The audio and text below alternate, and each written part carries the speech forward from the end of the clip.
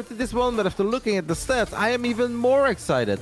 Because apparently this man is capable of doing what very few people on this planet can do, and that is take out the packs in PvP. Can he do it again on arguably the most important best of 3 that they have ever played? It is the veteran of Team Liquid, it's MaNa.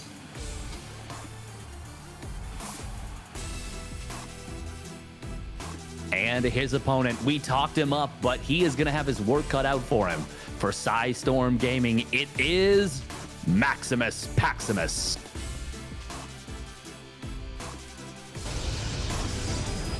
I'm definitely a little bit surprised to see us start off on Dragon Scales. Now, in the previous map, one of the main reasons why MaxPax was just almost unbeatable in this matchup was because almost every map had a ramp leading in natural, and then the maps that didn't were still weird, like Stargazers, or they had a pocket expand like Moondance. So it was very hard to avoid playing MaxPax's game. On the current map, it's a little bit easier, and if you want, you can veto a Dragon Skills, you can veto Babylon. Of course, there is altitude as well, so maybe you're forced to always play on at least one map with a ramp. But yeah, we'll keep an eye on it. MaNa apparently is not too intimidated by playing MaxPax on Dragon Skills, but we already see the different openings. We see MaNa going for the double gate on the low ground with a Cybercore, MaxPax having that single gate opening, and MaNa going for the pylon block that he did cancel, as he is going to see that MaxPax has now dropped the Stargate before the Nexus will ever go down. We're rebuilding that pylon even, and we'll just take it from here, Steadfast. Yeah, this is a situation where, you know, he kind of misdirected a little bit with the low ground setup. I do like that MaxPax actually blocked the original Cybernetics core positioning so that he was able to kind of force MaNa to put it in a position that's not comfy. It's still going to be, should be fine to wall off, but MaxPax, he is so good at exploiting this little minutia. And, you know, being like, oh, I made you build this building in a certain position. That's going to be a little ugly. Wow. Okay, he drops the Cybernetics core as well. MaNa committing a lot of resources into making sure MaxPax cannot get this expansion down quickly. And if we look at the resources, MaxPax wants to take this base right now. This is delaying a lot. Yep, this is just annoying. MaxPax is going to be forced to build a battery as well, as he obviously knows that MaNa has opened up with 2 gateways, and he has only opened up with a single one. I thought he was going to drop it before he killed that Cybercore. He didn't. I think MaNa maybe missed out on a tiny opportunity of not making just 4 Stalkers and running to the other side of the map, because 4 Stalkers would trade very well against double Stalkers, Zealot, and an Oracle. And in the end, the Nexus kind of go down at identical moments. The one advantage that MaxPax obviously does have is that he's got an Oracle out on the map, and that Oracle is now going to try to get lucky for the first time. One of the things that definitely sets this young man from Denmark apart from all the other Protosses is his ability to keep Oracles alive, and don't think he's ever going to lose this, but even just dealing some real damage on this Oracle, actually a pretty sweet start for MaNa, man, with how quick his blink is on the Stalkers. I like it. So far, it all makes sense what MaNa has been doing. Yeah, this is actually really nice. And I think you put it best. When I think of MaxPax, I think of the unit control. I think of the excellent decision making. And one of those units that he really does excel with is the Oracle. So in that case, I do like that he's going for the double Oracle here. This is a little bit funky, by the way, from MaxPax. Usually in this case, he would follow this up with Blink. But maybe saying, you know what, MaNa, I do actually respect your Blink micro a little bit more than the average bear. This is a weird move right here. MaNa could get a good force field. No, he doesn't drop it. If he might have been able to cut off the Zealot and Stalker there. Meanwhile, though, Oracle in the main base. Oh, did it get... Okay, looks like it got 1 probe during all this. That's still better than nothing, but he did take a lot of hull damage on that. Yeah, definitely it was a weird move out. Now, MaxPax sometimes is able to turn the weird move outs into something that is just absolutely fantastic, and we lose our minds. We're like, oh, we're doing it with a Stalker and a Zealot and an Oracle, but MaNa kind of weathered that storm, stayed calm, didn't pull all the Stalkers, so he didn't take a lot of damage from the Oracle in his main base. So far, definitely still so good for the man from Team Liquid, who's got a couple of Blink Stalkers in the main base, and 5 is more than the magical number to one-shot workers. So MaNa's gonna get the first real damage in this game. Blinks on top of a Stalker as well. What a start so far for MaNa, who's showing us that there is a reason why he has done historically very well against MaxPax. because it is safe to say that MaxPax is gonna have to work for it today. I mean, it'd be a crazy upset if the man that a lot of people consider to be the best or second best Protoss in the world is not gonna make it into the playoffs. And I'm not gonna get too carried away, but 6 minutes into game 1, StatFest, I really like this for MaNa. This is absolutely a lead he's got right now. It's a small lead, it's a nominal lead, but it is a lead nonetheless. And he still has an opportunity to try and find more value with those Blink Stalkers. As you spoke about, the Oracles are just kind of keeping tabs on what MaNa is doing. He was able to deny the third base for a little bit, but he's not going to be able to deny it indefinitely. And this is an uncomfortable situation for MaxPax. Like, we're used to seeing his early game going so clean and him being the one who's oftentimes ahead by, 3 probes, 4 probes, 5 probes. It's uncommon for him to be the one on the back foot. Yep, he's gonna expand later. MaNa's gonna try to blink into the main base again. MaxPax's army is a lot less mobile than the army of MaNa, because MaxPax still does not have blink. Immortals can be slow. Love the hallucinated Phoenix going towards the left, so MaNa knows how long he can stick around. I want to say this is kind of the moment to maybe go back, as MaNa's like, nope, I want to get one more Stalker before I leave. And he saves every single Stalker as well. Oh my goodness, MaNa! He's playing out of his mind. This is all some very high-level video gaming. And MaxPax has got to be a little bit frustrated. He's supply blocked to StatFest after losing these pylons. MaxPax in some real trouble now in game 1. Down a base, and now he's going for a Dark Shrine, but MaNa's already working on his Robo. The only saving grace, I guess, is that MaxPax has 1 Immortal and a Warp Prism, but I don't think that makes up for the 8 Stalker deficit that MaxPax is currently looking at. No, the only thing is that we do have MaNa having to split a few of these Stalkers off. He's got 5 Stalkers away from the main army. So if MaxPax can maybe get a big jump on his opponent before these shield batteries complete, that there could be an opportunity. But I mean, he's kind of consolidated his army a little bit, MaNa has. MaxPax is going to try and find a position in the middle, and he does get a good concave, but with the shield battery, with the high ground, with the Guardian Shield, as long as MaNa doesn't go down this ramp, this should be fine for him. MaNa has activated the barrier already, which means MaxPax needs to be really careful here, man, because if he loses it more, he's gonna have a whole lot more. MaNa still not pulling all these units. He's like, nope, I'm respecting these Oracles. I know they're out there. He could go for the Immortal. He goes for the Prism instead. Goes for the Prism first. Immortal will obviously follow after quickly, as there was no way for MaxPax to micro that Immortal anymore. And at this point, it really kind of comes down to the DTs. Man, an Observer is about to come out. Obviously, MaxPax did drop his own Nexus behind all of this. But you look at the upgrades, man. Like, MaNa is +1, is close to finishing up. MaxPax, his Forge, has only now been warped in. This is such a gigantic lead for MaNa. He's going to... Oh, that Oracle surviving on 4 HP. But this is still such a good position for MaNa. He has not taken really any damage from the Oracles. He has played lockdown. He has found his own damage. And he is showing that MaxPax is mortal in this matchup, despite everything we've seen from him historically.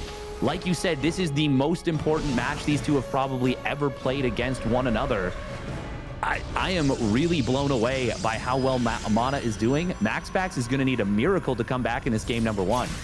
MaNa sees Stasis Trap being wiped in as well, and he's going to activate it immediately. Blink out of it, won't even lose a Stalker. It's Stalker Zealot versus only Stalkers. It's +1 Stalkers on the side of MaNa against 0-0 Stalkers on the side of MaxPax. But what MaxPax does have is a DT in the main base. I mean, I love it. It's a single DT, but this is already doing wonders. Probably the most successful thing that has happened for MaxPax in this game so far, but he's not out of the woods just yet. MaNa, if he wants to take this fight, he needs to kill that battery. You really want to kill that battery, as he does lose his Warp Prism, but he still has a few more units. But this is going to get dicey now, though. Losing the Prism means MaNa cannot reinforce. MaxPax pulling the probes, realizing how important this fight is. And MaNa with an unfortunate blink there. And MaxPax with the picture perfect. I'm going to keep your Stalkers here, Blink. All right, that's all the Prince needs, apparently. Oh my goodness. I said he needed a miracle. That was a pretty big miracle right there. That was everything he could have needed. And oh man, that blink at the end was perfect. Because even with MaNa, with that little miss blink, he probably would have still gotten away with at least 2, maybe even 3 of those 4 Stalkers. But MaxPax shuts the door on it. That is such a brilliant defensive engagement. MaNa did overcommit. Oh, one of the oracles does go down. That's a little unfortunate for MaxPax, but he is right back in this game from a position where, let's be honest, he was not quite dead on his feet, but he was in a ton of trouble.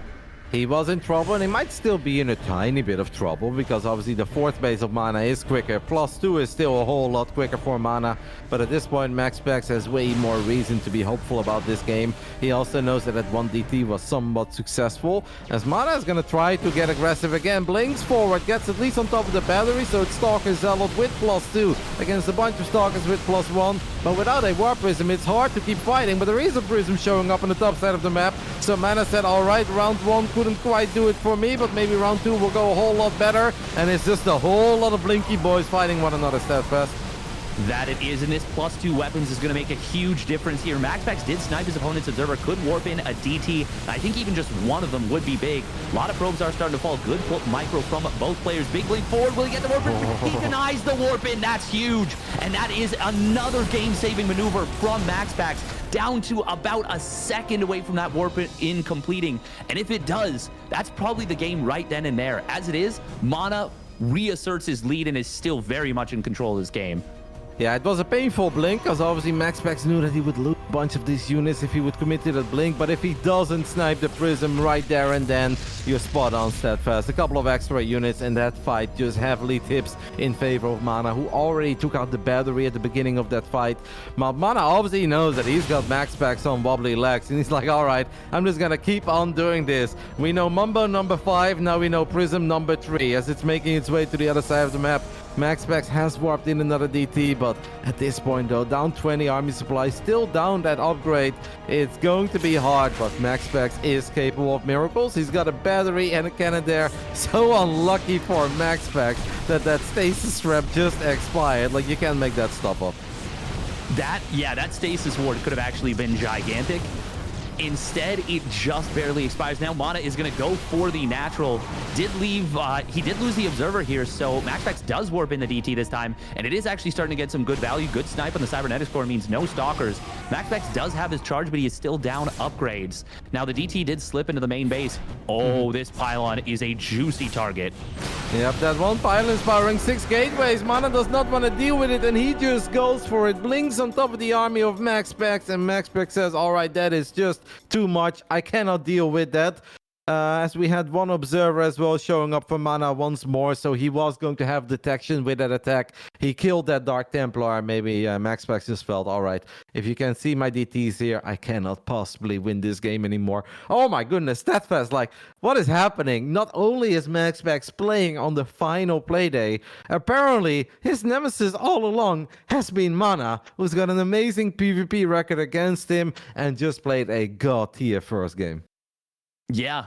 Something we didn't mention going into this is there are 2 MaNas, right? And there's always been 2 MaNas. There's the MaNa who shows up and, you know, he doesn't look as confident or as strong as we're used to seeing him. And then there's the MaNa that we're seeing today. And that is the MaNa that got to the finals of that WCS, I believe, in Poland in front of his home crowd. That is the championship MaNa that shows up and is so exciting to see.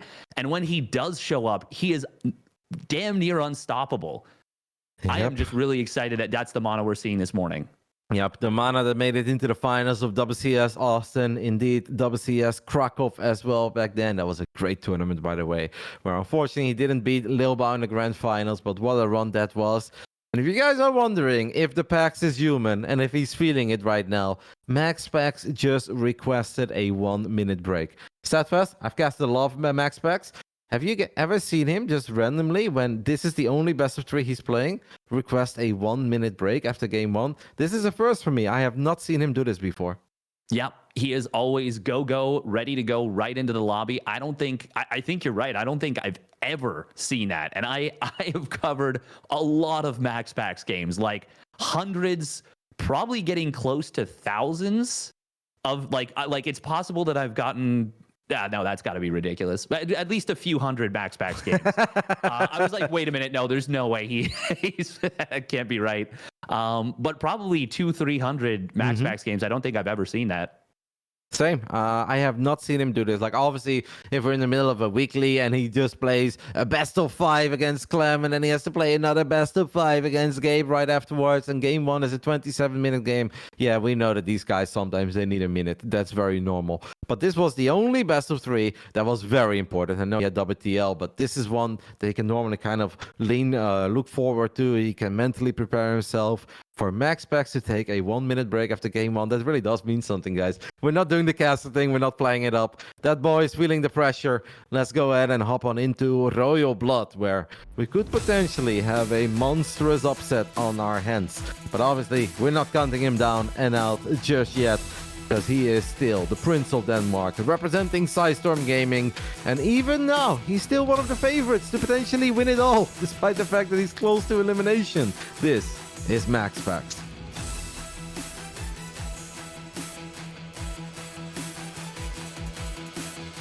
And his opponent spawning down to the bottom left. He is up 1-0 against, in my opinion, the GOAT of PvP. It is Team Liquid's MaNa. And it's not just a 1-0 lead, it's a 1-0 lead on a map that had a ramp into it. And MaxPax is obviously always amazing in PvP, but we all know that he prefers the maps with the ramps over the maps without a ramp. A couple of weeks ago, I played in a Wardy qualifier, I think it was, just for fun, you know, sometimes I'd like to play. And I actually ran into MaxPax in like round 2. And he's like, all right. He's like, hi, let's do vetoes. I was like, sure. I was like, veto 1, dragon skills. And he did his veto. It was like ancient or something. And I was like, all right, veto 2, Babylon. And he responds, he's like, you're vetoing all the good maps, sad face. So like, he really does love the maps with a ramp. Maps without a ramp.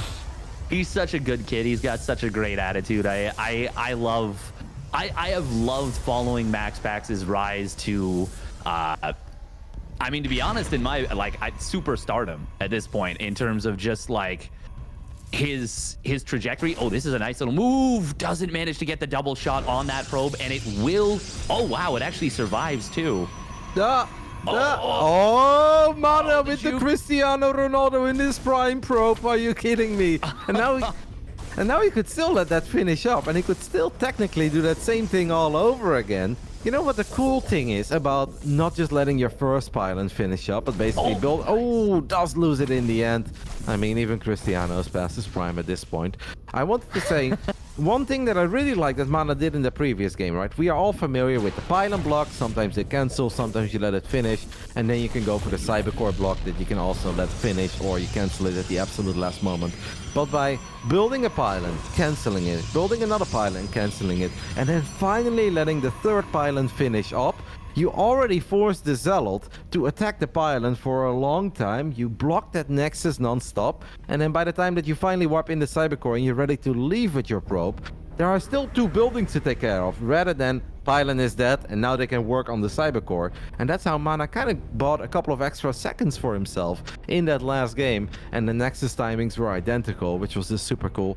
This time around, MaxPax doesn't have all that headache. Since this is a map without a ramp though, I wouldn't have hated a crazy 1-base build from MaNa, but he's not going to do it. No, he's not. And this is really interesting. He went for a 2-unit expand and chrono boosted out the warp gate to get the warp in of those first 2 units quite quickly. However, he unfortunately didn't have his units perfectly positioned for the Oracle. And this already is a drastically different game from game number 1, because MaxPax has already gotten more damage with the Oracle than he did in all of game 1, I'm pretty sure. Yep, and he also has just a quicker Nexus, which he didn't have in the previous game. In the previous game, they literally went down at pretty much the exact same time, and then instead MaNa had super quick blink. This time around, it's going to be a little bit harder for MaNa. Obviously, still a very playable game for the Polish Protoss, make no mistake, but we saw in that previous game how difficult it is to deal with Oracles of MaxPax. Now, MaNa did a phenomenal job in not giving MaxPax any openings, but can he do that in back-to-back games? Can he repeat that perfect performance defensively? Because that is so much easier said than done. It really is. And this time, MaxPax does not follow it up with that robotics facility with the quick immortal. He goes for his own blink, so the timing that MaNa is going to have is going to be much thinner than it was in his previous game. And that's what really put MaNa into a good lead, is not just that first blink into the main, but the follow-through blink. Now we do see this nice hallucination scout coming in from MaNa. He's able to figure out, yeah, my opponent's got Blink. He's got a whole, you know, well, he's got a Twilight Council, so it is going to be Blink.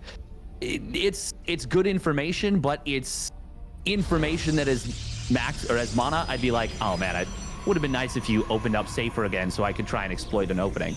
Yep, Oracle tries to get lucky one more time, and somehow 1 second before Blink, it is able to sneak into that mineral line, get 2 additional probes. We can really see the difference. MaxPax only losing a single probe so far in this game.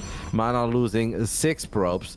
MaxPax just in a much better spot, a much more playable spot, but not necessarily in a very big league, as the Oracle's in trouble on the other side of the map, and it went down. MaNa had his Stalkers on the move, and he blinked forward, he sniped that Oracle. That's a lovely little victory for MaNa. Yeah, that's actually a huge pick-off right there, getting the find. Not, you can see how annoying it is. Oh, this is rather interesting right here. These double adepts will find the Stalkers, but also the Stalkers find the double adept. And MaxPax, okay, he is going to have to probably disengage with his opponent's Guardian Shield. But you can see that little Zealot actually did add a lot of utility to this fight, and MaxPax does have a good concave. Sentry goes down. MaNa not getting his Stalkers into the fight. This is starting to get a really big problem for MaNa. Beautiful micro on both sides, but it does feel that MaxPax is having the upper hand, but eventually MaxPax needs to run away because MaNa has defensive reinforcements, and that MaxPax did not have. What he does have though is 2 adepts in the natural. So MaxPax never doing just a single thing at once, trying to get lucky. MaNa doing a very good job in keeping these adepts out. The Stalkers of MaxPax have returned, but MaxPax is playing a dangerous game here because he still does not have a Warp Prism on the other side of the map. Yeah, I mean, he's so good with these little attacks, but you can see things started going really well for MaxPax, and he did actually overstay his welcome by just maybe about 5 seconds in that last engagement. It cost him a fair bit of HP on the Stalkers that did survive, and probably 2 or 3 more Stalkers than he needed to lose. So even with this much better game for MaxPax, he's not playing perfectly as we sometimes come to expect from him. Now we already see MaNa trying to get across the map. The micro is going to be good for both sides here. There is a slightly better concave for MaNa, but the defender's advantage will kick in very shortly. Yep, so now the tables are turned, but MaxPax was forced to pull the probes, does lose 5 probes, still has a tiny worker lead, but that's about it. I think the main reason why MaxPax stuck around a little bit longer at the triangle of MaNa than he was supposed to is because he was trying to buy time, right, for those 2 adepts to shade into the natural. And in a perfect world, MaxPax has a dead even Stalker fight against MaNa, and that's definitely what it was at first, and then the adepts deal damage, but it was a tiny bit out of sync, and then MaNa just had a great reaction to those adepts.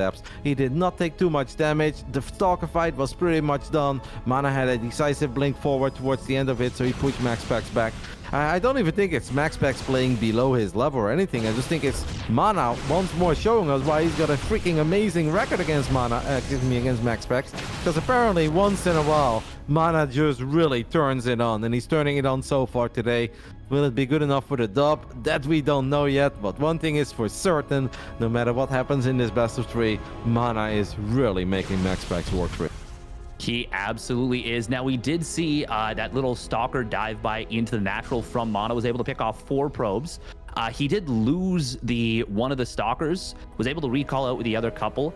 Ends up being, honestly, pretty even. Getting probes is nice, but those Stalkers are not cheap. Now, MaxPax is moving through the middle of the map, and he does have a solid-looking army. +1 will finish just a little bit faster here for MaxPax, so that is an advantage he can try and take advantage of. Yep, and now we have that +1 advantage. MaNa still waiting for his own +1 to finish up.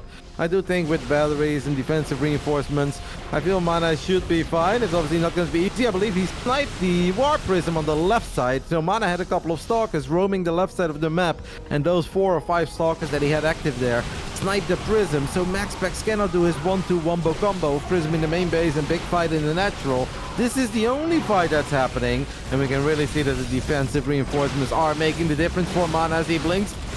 Gets a couple of these Stalkers. MaxPax bleeding out a lot of units here. We do have a couple of Zealots running into the 3rd base, but there is a cannon and a battery there. MaNa unleashed, man. What kind of a movie am I watching? This is a pretty awesome movie indeed. Nice recall there from MaxPax to save those Zealots in response to a great warp in from MaNa that actually trapped the Zealots in there. And MaxPax is going to move down onto the bottom side. Once again, good concave, but the numbers do favor MaNa. MaxPax does have some stalkers in the back, and he once again takes a good concave, but MaNa just has 1 or 2 extra stalkers, and it is making a big difference. However, another run by at the third base. Will this be enough to break on through? Yep, it's a bunch of Zealots as the Stalker fight definitely has gone in favor of MaNa, but MaNa now needs to focus a little bit on his defense because the Zealots of MaxPax are starting to find a lot of damage. MaNa is too carried away, too focused on that fight in the top right side, and now in return loses 16 probes against the second wave of Zealots. For a little while that all looked very promising, very hopeful, but in the end the Prince will not go down without a fight. And for the first time in either of these games, we can say that MaxPax has created a very healthy lead for himself in these games. That he has. He's got that +2 weapons about to complete now as well. Will start up the Dark Shrine in the natural and does have that War Prism in the main base. That's going to force in a recall. Good job from MaNa. Will get the Prism, but with the recall coming on in, with battery overcharge being used in that main base, the Zealot run by on the third base is going to cause some issues. And now MaxPax, he's moving in on this fourth base, and MaNa does not currently have enough to deal with this.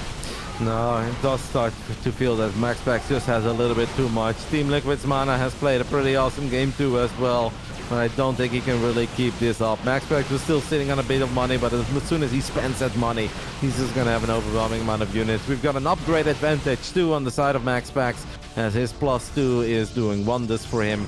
And I think he's got MaNa right where he wants him, but MaNa will still just try to make the absolute very best of it. But it does feel that he is fighting a losing game point.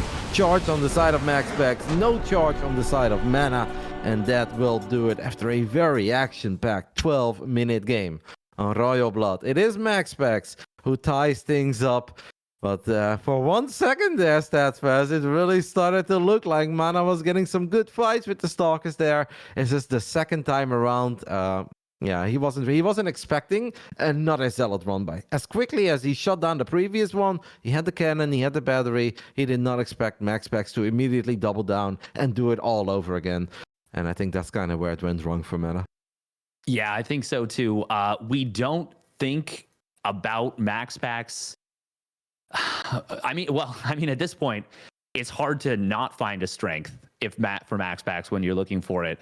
But a lot of people don't think about the speed of MaxPax and how he just constantly throws chaos at you and controls and manages it so well. And like you said, MaNa did such a good job keeping up with it until he didn't. And then as soon as things started to go wrong, even though MaNa was still doing his best and was nearly keeping up with it, once MaxPax gets that little hole, that little opening in your armor, he is just going to run right through it, and that's exactly what happened. There was, like you said, a moment where MaNa took a couple of good fights in the Blink Stalker Wars, and it really felt like things were starting to spin up in his direction, spin up for him, but unfortunately for him, it wasn't quite enough. And yeah, we're now looking at game number 3. Yes, I'm trying to fine-tune some settings StatFast, but it's been an amazing best of 3 so far. Technology. Audio is the worst. It is just the worst. It works, and then it doesn't, and then it betrays you, even though all your settings are correct. But we're gonna keep doing our best, and we're gonna just keep on enjoying these games. This has already been an awesome best of 3, and it's heartbreak, man. Somebody in the Twitch chat earlier wrote, "Man, MaNa MaxPax sucks. Both of these guys deserve to advance." And after looking at the first 2 games, I wholeheartedly agree with that statement. But it is what it is. They both had 2 wins. They both had 2 losses. MaxPax lost to Clem and Lambo, obviously 2 of the finer players in the European scene. And yeah, that's why he's here, and that's why we've got this match. Let's go ahead and hop into Neo Humanity, another map without a ramp. But hey, so far, that went well for MaxPax, because he got the dub on the Royal Blood. Game 3 coming up. Let's do it. In the bottom right side, we are looking at the main base of the man that is representing Psystorm Gaming. This is MaxPax.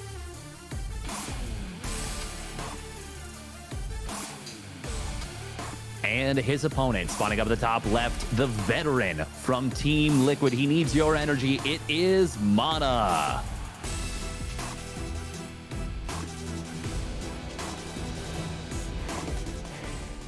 Yeah, this... Oh, man. I agree. I think, you know, Twitch chat sometimes says some outlandish things, but sometimes they are right on point, and I got to agree, this is a match that I could have absolutely lived without, in the sense of I would be so happy if both of them advanced to the playoffs. Yep, it's a match that I would have liked in the playoffs. Yeah, exactly. Yeah. But it just once more goes to show that the group stage games do really matter. And I know it's been maybe a bit hard to follow since we go from Group A to Group B in Europe and we have two big groups. Playoffs, it's all going to be a lot more straightforward. But today is very simple. It is do or die. Everybody that you watch has 2 wins and 2 losses. And that's why they are playing today with their tournament life on the line. And I think no matter what happens, MaNa can already be very proud, because that first game was a work of art. I feel like he had a perfect response and perfect execution. Like having a good game plan against MaxPax, that's not that hard, right? We can all come up with a strategy. It's like, yeah, oh, this should be good. But to then execute it to a T, to perfection, the way that MaNa did it in that first game, that is near impossible if you look at MaxPax's PvP history. But MaNa really did that, and even in that second game, he was playing mighty fine for quite some time. I guess for MaNa, it will all go back to the beginning of the game as well, right? Like, try to create at least a little advantage for yourself. Don't let these oracles of MaxPax do what they are so damn good at, as he's trying to get that cyber core down, but he doesn't get it. So MaNa is not going to be able to repeat that perfect start of game 1. As for the second time in a row, he loses the probe. And it's funny, you were talking about those little advantages, and it may not seem like much because it's just a probe, like, who cares? It's huge. It's actually so huge. In a situation where your opponent goes for the 1 gate and they're able to get away with it, it is such a big deal to be able to block that Nexus for an extra, 20 seconds, 30 seconds. It's less chrono boost, it's less probe production, it's less mining. And it's the 1 gate's big advantage being not its only big advantage. Getting the Stargate is also nice too, but it is one of the bigger advantages being cut down right away. And MaxPax really tightening up, getting the block on that probe and saying, "Nuh-uh, you're not doing this to me again." No, and that means that MaNa knows that the Nexus will be quick, and that there is going to be once more an Oracle flying around in his main base, and he's just going to have to deal with it. It's going to be a bit more difficult than it was in that first game, where he did such a tremendous job in delaying everything. MaxPax supply block there for a split second, but that will obviously be fixed with the Nexus finishing up, and for the 3rd time, we'll go Stargate into Twilight. In that first game, he was clearly worried about some sort of early aggression coming out of MaNa, and he felt, I need to play Robo. But after getting just outmaneuvered and getting punished for the immobility of that Robo army, he's like, okay, that's not going to work. MaNa is too good. I too need to get quick Blink Stalkers, otherwise I just cannot keep up, and I cannot be in all the right locations. Wow, that's an early Dark Shrine, by the way, Starfest. Yeah, I mean, MaxPax, one of these players that loves this early Dark Shrine play, because if your opponent, so it's kind of a chess move a little bit in these PvP matchups. If your opponent builds an early robotics facility, then okay, cool. They have committed the amount of resources pretty close equivalent to the cost of that. Oh, we are going to see a dive on the sentry. Not able to get it though. Good micro from MaNa. It is an equivalent cost basically to the cost of the Dark Shrine. Not quite the exact same, but very similar. And if they don't, and they try and go for like a big 4-gate Blink Stalker play off 2 bases and really get aggressive, then the Dark Shrine keeps you safe. It's a really interesting thing that MaxPax is one of the few players that does it as consistently as this. And in this case, MaNa has not built that robotic facility. He is going for this 4-gate aggression. He does start the Robo now, but I don't think it's in time. That's going to be a very close call. That Robo is also only protected by a single pylon. At least the good news is that Stalkers are going to make it into the main base of MaxPax. And maybe if MaNa just goes a little bit deeper with the hallucinated Phoenix, he doesn't see it. He does not see it. Now, first, the Ts are already being wiped in. Oh. And the reason that is a very big deal, guys, is that now it's still just single battery. He did see it, though. He actually did see just the barely barely got the vision of it. Yes, So in the he very is end. able. Yeah, it like drifted into vision. Oh, but now the Oracle finds 5 probes in the main base. MaxPax always has a card to play. Look at this impromptu wall at the natural, and that will be enough to slow this down a little bit. MaNa trying to get the body block, not able to get it. He is going to take so much damage from these DTs. Yep, it's all falling apart here for MaNa in game 3 as the Robo's gonna get unpowered, and that will be it. No detection means MaNa will be forced to tap out.